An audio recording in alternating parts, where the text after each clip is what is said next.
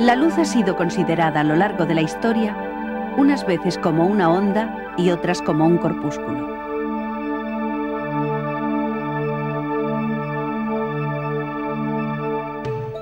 «850 años antes de nuestra era, Homero recoge las creencias populares en la Ilíada y la Odisea. Los ojos de los seres vivos proyectan rayos de fuego sutil y la visión se produce por el encuentro de ese fuego interior con la luz exterior. Todo lo que irradia luz en el universo está dotado de la facultad de ver. Así ocurre en particular con el Sol. Estas dos ideas permiten a Empédocles enunciar la primera teoría sobre la luz, basada en la concepción filosófica dual de los fenómenos. Según él, los ojos y los objetos emiten efluvios de fuego. En la fase cósmica del amor, los efluvios van de los objetos a los ojos. En la fase cósmica del odio, los efluvios van de los ojos a los objetos. Años más tarde, Demócrito y Platón formulan las primeras teorías granulares sobre la luz.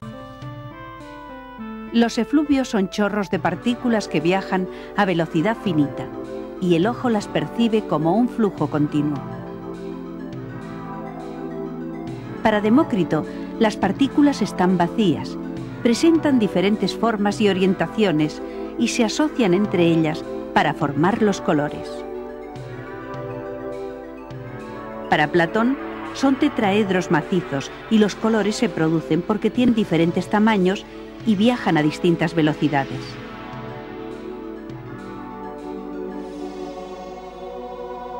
Medio siglo más tarde, Aristóteles formula la primera teoría dinámica.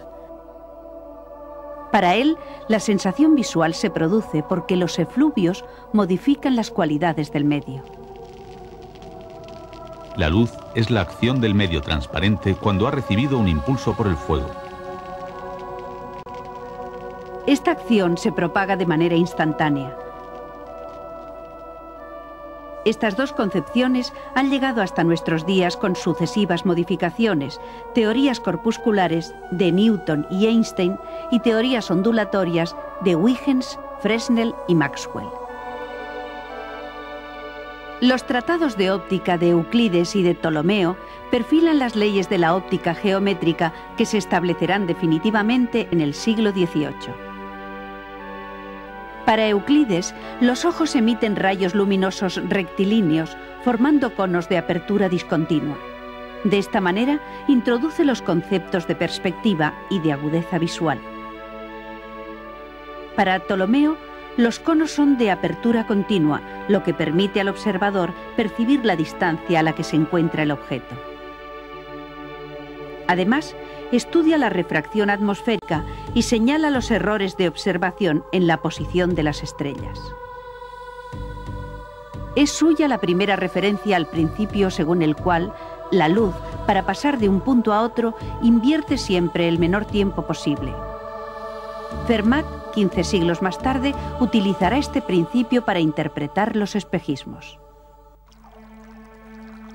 Desde Ptolomeo hasta la época de Descartes y Newton, los avances en el conocimiento de la naturaleza de la luz se deben principalmente a los grandes pensadores del mundo árabe. Entre ellos destacan Alhacén y Al-Farisi. El primero ejerce una gran influencia en los científicos de la Edad Media a través de su tratado de óptica. En él establece claramente que los rayos van desde el objeto hasta el ojo y hace una descripción minuciosa de su fisiología. Introduce el concepto de visión binocular y trata de explicar los espejismos, los halos, el arco iris y el ensanchamiento del sol en el horizonte. Alhacén estudia los espejos esféricos y parabólicos y las lentes y pone de manifiesto la aberración esférica. En cuanto a las leyes fundamentales de la óptica, descubre que el ángulo de incidencia y el de refracción no son estrictamente proporcionales. Nos vamos aproximando a la ley de Snell, que establece la relación matemática refracción del agua respecto al aire. Con ayuda de estas leyes, Descartes explica el fenómeno del arco iris. El láser simula un rayo de sol que incide sobre una gota de lluvia, representada aquí por un vaso de precipitado lleno de agua. Parte de la luz incidente se refleja perdiéndose en el cielo. Parte atraviesa la gota, se refracta 2 veces y sale de ella hacia la parte de atrás de la cortina de lluvia. Una pequeña cantidad de la luz que penetra en la gota se refleja en su interior y vuelve hacia el observador. Estos son los rayos responsables del arco iris. Desplazando la cubeta, reproducimos todos los ángulos de incidencia sobre las gotas de lluvia. Después de una sola reflexión en el interior, el rayo sufre un cambio en su dirección que puede ser de 180 grados, de 160, hasta alcanzar un mínimo de 138 grados. A partir de aquí, la desviación vuelve a aumentar. Al concentrarse la intensidad de la luz que sale de la gota en una dirección determinada, se produce el fenómeno del arco iris. El arco iris es una maravilla de la naturaleza tan notable que yo no habría sabido escoger un ejemplo mejor para la aplicación de mi método.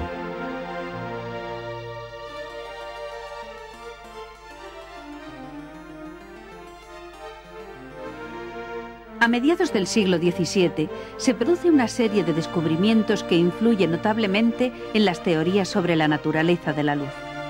El físico italiano Francesco Maria de Grimaldi, al observar la luz que atraviesa una pequeña abertura, se da cuenta de que la transición hacia la sombra es progresiva y no brutal, como tendría que ser si la propagación de la luz fuera rectilínea.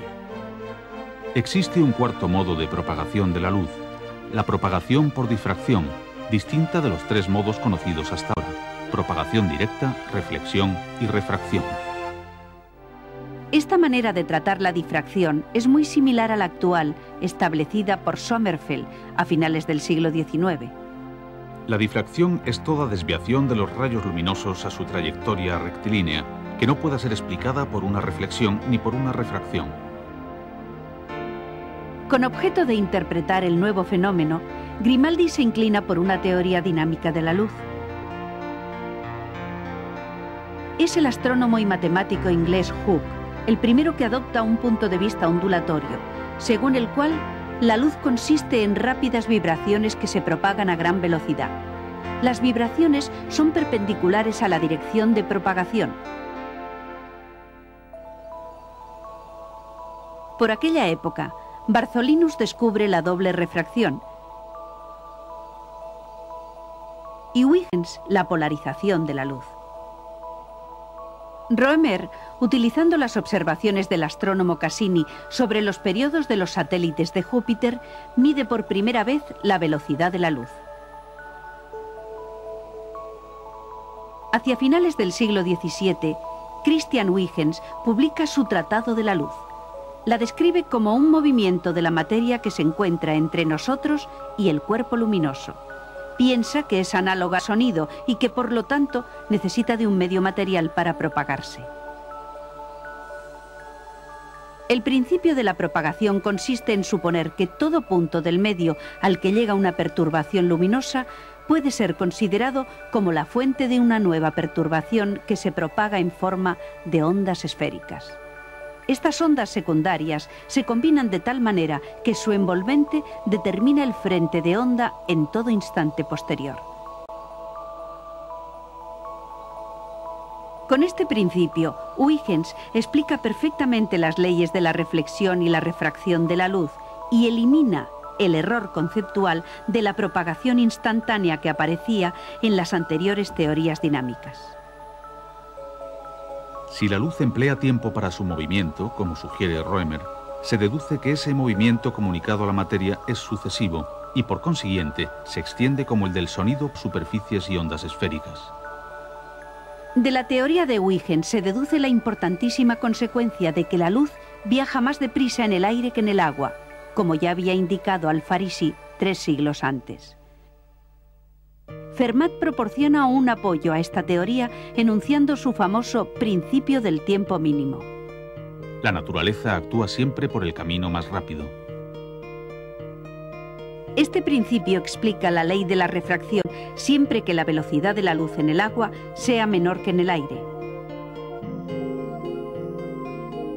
Permite también entender los espejismos, el ensanchamiento del Sol en el horizonte y, en general, las trayectorias curvilíneas de los rayos de luz. En la cubeta tenemos agua azucarada, con una concentración que aumenta cuando disminuye la altura. Lo mismo le sucede al índice de refracción, y esto hace que el camino más rápido para pasar de un punto a otro no sea ya la línea recta. Aunque la teoría ondulatoria goza de credibilidad y tiene eminentes seguidores, no explica la polarización de la luz ni la existencia de distintos colores. Es el físico y matemático inglés Sir Isaac Newton quien da un paso de gigante en su interpretación.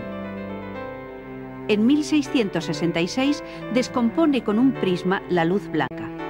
Encuentra que los colores están caracterizados por índices de refracción distintos y al atravesar el prisma se dispersan en direcciones diferentes.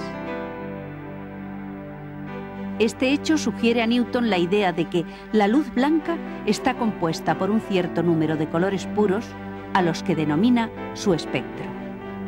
Piensa que si los vuelve a reunir, debe obtener de nuevo luz blanca. Con una lente, junta los colores sobre una pantalla y comprueba la veracidad de su hipótesis. Suprimiendo la parte azul del espectro, observa la coloración roja complementaria. Sucede lo contrario cuando se suprime la parte roja.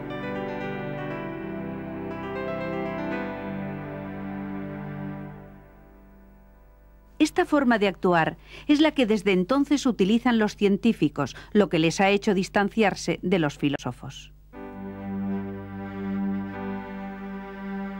En este libro no pretendo explicar mediante hipótesis las propiedades de la luz, sino presentarlas y probarlas mediante la razón y los experimentos.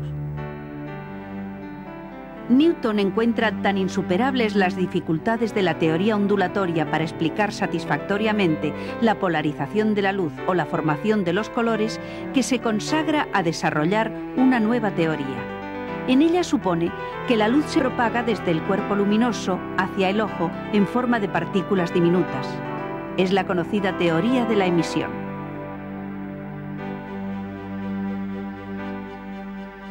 Con ella se explican de manera simple la reflexión y la refracción de la luz. Es necesario suponer que las partículas luminosas viajan más deprisa en el agua que en el aire, en contra de lo que se dice en la teoría ondulatoria. En aquella época, esta discrepancia no se podía contrastar con el experimento.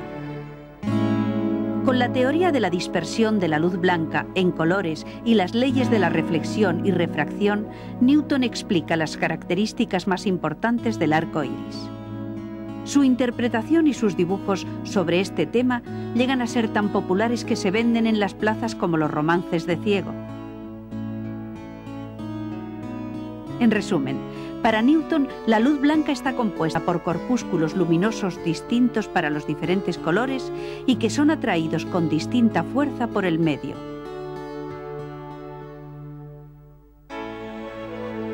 Debido a la gran autoridad de Newton y al éxito de su mecánica celeste, durante más de 100 años su imagen y su obra dominaron las ideas sobre la naturaleza de la luz.